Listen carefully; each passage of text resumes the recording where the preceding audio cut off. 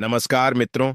आज हम आपके लिए लेकर आए हैं एक बेहद महत्वपूर्ण और समसामयिक विषय, जम्मू कश्मीर के पहलगाम में हाल ही में हुए आतंकवादी हमले और इसके बाद भारत सरकार द्वारा उठाए गए कदमों की विस्तृत जानकारी। यह खबर न केवल देशभक्ति की भावना से जुड़ी है, बल्कि पढ़ाई कर रहे छात्रों, प्रतियोगी परीक्षाओं की तैयारी कर रहे युवाओं और जागरूक नागरिकों के लिए भी अत्यंत महत्वपूर्ण है। तो आइए इस पूरे घटनाक्रम को विस्तार से समझते हैं। 22 अप्रैल 2025 को जम्मू कश्मीर के सुंदर पर्यटन स्थल पहलगाम की बायसारण घाटी में एक भयावह आतंकी हमला हुआ।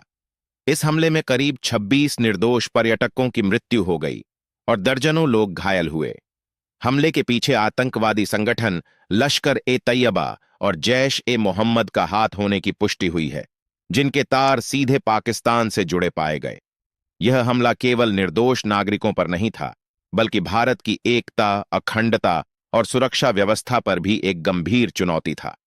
हमले के तुरंत बाद भारत सरकार ने कई स्तरों पर सख्त कदम उठाए। आइए इन कदमों को विस्तार से जानें। भारत ने पाकिस्तान के साथ उच्च स्तरीय बातचीत को तत्काल प्रभाव से निलंबित कर दिया। इस्लामाबाद स्थित भारतीय उच्चायोग के कई अधिकारी वापस बुलाए गए। पाकिस्तान के राजनयिकों को भारत छोड़ने का आदेश दिया गया। 1960 में हुई ऐतिहासिक सिंधु जल संधि के तहत भारत ने पाकिस्तान को बहने वाले जल स्रोतों को लेकर नए सिरे से समीक्षा शुरू कर दी है। यह कदम अंतर्राष्ट्रीय स्तर पर एक बड़ा संदेश देता है कि भारत अब आतंकवाद को किसी भी रूप में सहन नहीं करेगा। भारत ने पाकिस्तान के नागरिकों के लिए वीजा नीति को और अधिक कड़ा कर दिया है। अटारी वाघा बॉर्डर को अस्थायी रूप से बंद कर दिया गया है। पाकिस्तान से आने जाने वाली सभी उड़ानों और बस सेवाओं को भी स्थगित कर दिया गया है। आतंकवादियों के खिलाफ जम्मू कश्मीर में व्यापक तलाशी और ऑपरेशन शुरू किए गए हैं। भारतीय सेना ने सीमाओं पर अपनी तैनाती को और अधिक मजबूत किया है। संवेदनशील इलाकों में सुरक्षा बलों की संख्या बढ़ा दी गई है। भारत लंबे समय से आतंकवाद का शिकार रहा है, चाहे वह 26 या 11 मुंबई हमला हो, पुलवामा हमला हो या अब का पहलगाम हमला। भारत हर बार संयम और सख्ती के बीच संतुलन बनाते हुए प्रतिक्रिया देता आया है। भारत संयुक्त राष्ट्र और अन्य वैश्विक मंचों पर भी लगातार आतंकवाद के खिलाफ कड़ी कार्यवाही की मांग करता रहा है। आज भारत का यह मजबूत रुख वैश्विक मंच पर भी प्रशंसा पा रहा है। इस हमले और उसके बाद के घटनाक्रमों का शिक्षा क्षेत्र पर भी अप्रत्यक्ष प्रभाव देखने को मिल सकता है। आतंकवाद का मुकाबला केवल सरकार और सेना की जिम्मेदारी नहीं है, बल्कि प्रत्येक नागरिक की भी जिम्मेदारी है।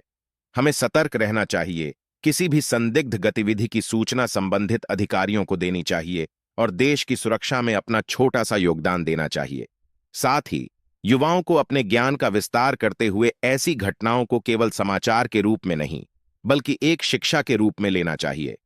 दोस्तों, पहलगाम का यह हमला एक दुखद घटना है, लेकिन इससे हमें यह भी सीखने को मिलता है कि एकजुट होकर हम किसी भी चुनौती का सामना कर सकते हैं। भारत ने जिस प्रकार त्वरित, संगठित और कूटनीतिक तरीके से जवाब दिया है, वह न केवल हमारी सैन्य ताकत को दर्शाता है, बल्कि हमारी राष्ट्रीय इच्छा शक्ति को भी दिखाता है।